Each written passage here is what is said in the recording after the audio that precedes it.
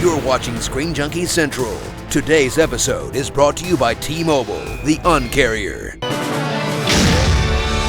What's going on, everybody? Dan Merrill here at Comic-Con 2016. We are outside Hall H where the Warner Brothers panel just let out. And of course, the big news that dropped, all things DC. We got our first trailer for Wonder Woman. We got our first look at the Justice League. We got a new trailer for Suicide Squad. Plus, we got to look at Kong Skull Island. So much. We're going to talk to some of the fans here at Comic-Con, some of our friends that were in Hall H, and bring you the latest on what we just saw. Let's check it out. You know this man. He's a friend of ours from Collider. Frosty, he's rocking a Comic-Con Day 3 voice. Exactly. I've completely lost it, but I'm trying. The big news, of course, we got our first extended look at the Wonder Woman movie. They dropped the trailer. What'd you think of the first look at Wonder Woman? I think the Wonder Woman footage, and I'm sure you did the same, it looks fantastic. It's an extremely well-cut trailer. It looks nothing like the superhero movies that have been released thus far by DC and Marvel. All right, guys, I'm here with Roth Cornett, our newest Screen Junkie, working with us in a mystery capacity. Roth, you were in Hall H. What did you think? It's interesting because there had been a part of me that wondered, how is this all going to work together, this mythology in World War I, which, if you're talking about something that would turn off Wonder Woman from engaging with man, it would be World War I. It was such a brutal war.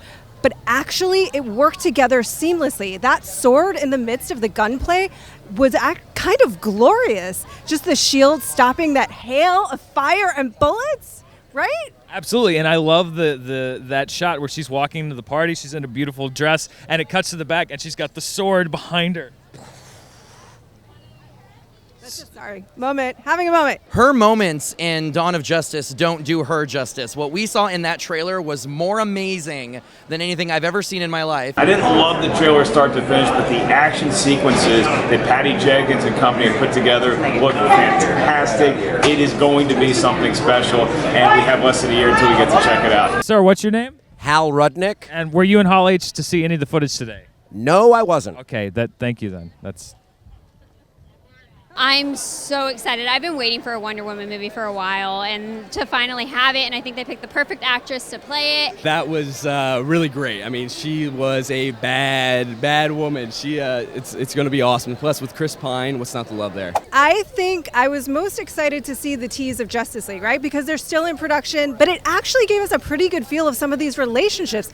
Aquaman and Batman, Bruce Wayne going at it. A scene that we'd seen from journalists that had visited the set, that had seen it. It looked like they premiered it here at Comic-Con. The centerpiece, of course, Bruce Wayne recruiting the Flash. It played well. How did you think? How did it cut together? Well, when I was on set, they showed us that scene, the full scene of Flash coming back to his apartment, Bruce recruiting him, and we saw a scene on the rooftop of the Gotham police station. What we didn't see on set, and they showed today, was that Aquaman stuff. Bruce trying to recruit Aquaman. These really Zack Snyder-esque shots of Aquaman over the water and the water splashing, making him look like a badass. I think the footage for Justice League looks awesome, and the thing that they're selling in this, and everyone can see online, is the difference in tone. The coolest part was watching Ben Affleck as Batman on the recruiting trail. Like, he's a college basketball coach. He's trying to get Aquaman to join the league. He's trying to get the Flash to join the league. The best sequence is when he throws one of those bad things at Flash. He slows it down. Flash realizes who's talking to him. It was a really neat scene, and it gives me a lot of hope for Justice League. Bruce Wayne recruiting Aquaman. What did you think of that? I kind of like there's a little bit of conflict, and not everyone's just signing up and ready to go, that there's a little bit of a pushback. It seems like Aquaman kind of does his own thing, and that was really exciting to see. It's not just everyone's just going to show up and there's going to be a battle and it's going to be like an animated TV show. It's going to actually have a storyline. There's going to be some struggle and some team building, and that's something to look forward to. Of course, they brought Henry Cavill out to join the Justice League. That was no surprise that he will be. I guess this is our first official confirmation that Superman will be. I'm shocked that Superman is going to be in Justice League. That is just shocking. I know, a shocking turn of events. And I know this is going to be controversial. Gotta say, I liked Ezra Miller's The Flash. What'd you think? I did, and I'm not saying this in a bad way. It was very similar in comparison to the scene between Peter Parker and Tony Stark in Civil War. Something else, they teased this last year with a graphic. They teased it this year with a graphic. Still no news. Green Lantern Corps still in the list from Warner Brothers as part of the DCEU, but no news whatsoever. No news whatsoever, but I think that they just put that in there to be like, yeah, this is still happening. We're still working on this, but let's pay attention right now. I mean, obviously they want to put the focus on Suicide Squad because that's what's coming out next. They want to get that message back. Justice League is going to be awesome. They want that message out there. That's why they showed the teaser.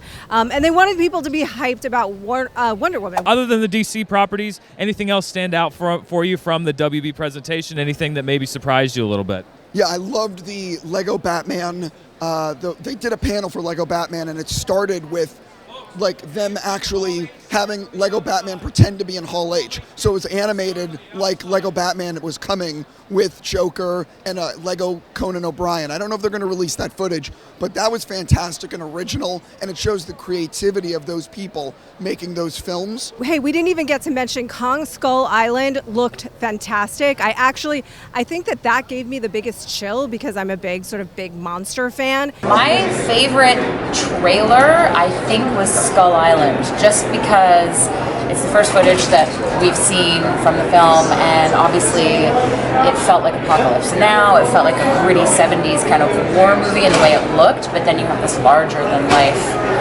Kong, this gigantic beast, really. So for me, that was a highlight. Okay, guys, that's everything here from the Warner Brothers panel, but we're not done yet. We're going to be back in Hall H later today for the Marvel panel, and we're going to be talking to fans. We're going to be talking to our friends, everyone in the know. What are we going to find out about the world of Marvel Comics? We'll find out later today. Thank you for watching our wrap-up of DC and Warner Brothers. I'm not Hal Rudnick. I am Dan Murrell. Bye-bye. Thanks again to sponsor T-Mobile. With double the LTE coverage, get your Screen Junkies fix in more places. To watch our previous show, click to the left. And to view everything else from Screen Junkies Central, click to the right.